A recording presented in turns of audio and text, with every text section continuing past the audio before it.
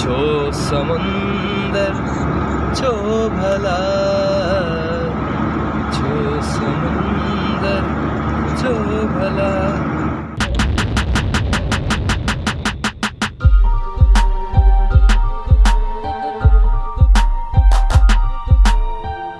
संगत खेरन सां असीं हाणे सिंध जे हिकिड़े ॿिए ख़ूबसूरत आर्टिस्ट साईं तारिक अज़ीज़ कोरजे साहब जन सां मुलाक़ात कई आहे। हाणे गाॾी में वेठा आहियूं ऐं वञूं पिया हिकिड़े ॿिए सरप्राइज़ ॾे।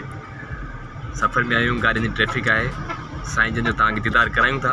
अस्सलाम वालेकुम दोस्तों, कीअं आहियो? सभु ठीकु ठाक? मां तव्हांजो पंहिंजो तारिक कोरजो उर्फ़ टीके। अॼु ॾाढी ख़ुशी पई थिए, मुसविर चौहान ऐं उनजी सॼी टीम हिते आई आहे।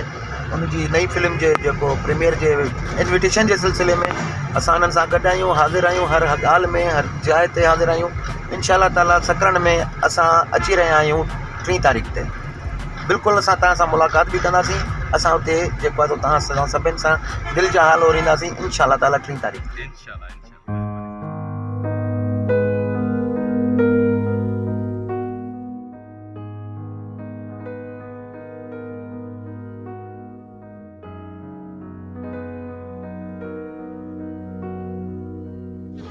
असां हींअर हिकु कराची होटल ते वेठा आहियूं ऐं हैदर साईं जे कंहिं छोकिरे जो इंतज़ारु आहे, उहो असांखे हितां पिक कंदो।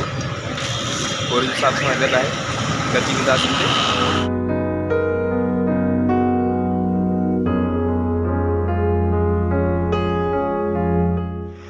सिंध जे ख़ूबसूरत आर्टिस्ट, बहितरीन अदाकार, इंतहाई जोशीले अदाकार साईं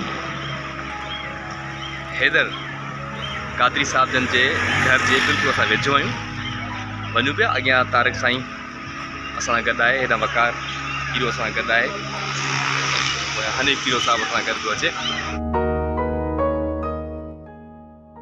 फाइनली हम उस अजीम शख्सियत का आपको दर्शन करवाने वाले हैं। नहीं, ऐसा मतलब कोई भी ठोस इकदाम नहीं।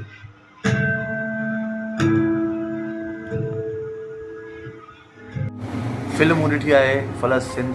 हिन में जिन नौजवाननि कमु कयो आहे, जेको जज़्बो खणी आया आहिनि, सभ खां पहिरियां त मां हुननि खे सलाम पेश कयो।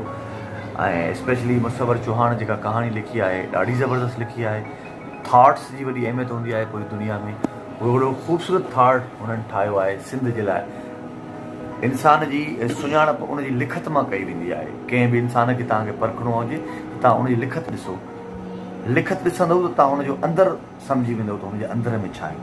सो मुसविर हिकु बहितरीनु कहाणी लिखी ऐं जमाल भट्टी हुननि खे डायरेक्ट कयो आहे ऐं इन्हनि पाण कमु बि कयो आहे फिल्म में। ॾाढो सुठो हुननि परफॉर्म कयो आहे, ॾाढो सुठो हुननि थाट कयो आहे ऐं सिंध जे लाइ हिकु बहितरीनु कोशिशि हुननि कई आहे, जेका हिन फिल्म में तव्हांखे नज़र ईंदी।